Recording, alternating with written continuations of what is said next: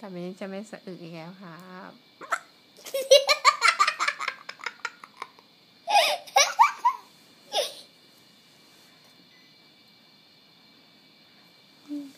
ต่อไปนี้หมามีจะไม่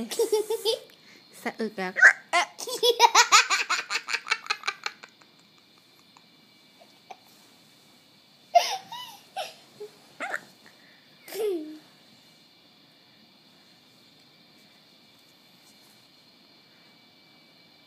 ไม่สะอึกจริงๆครับ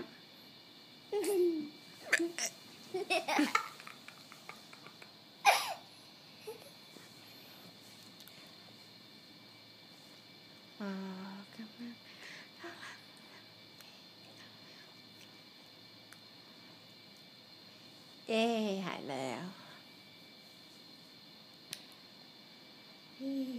หายแล้วจริงๆ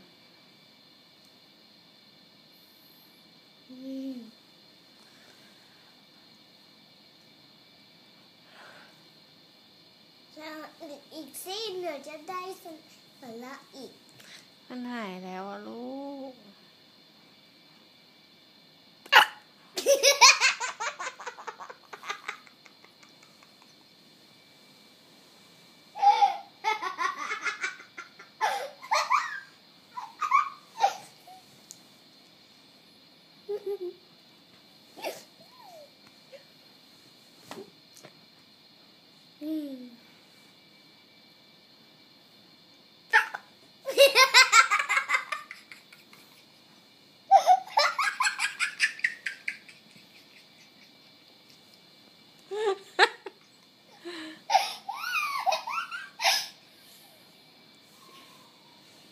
เสร็จบายบายคุณผู้ชมก่อน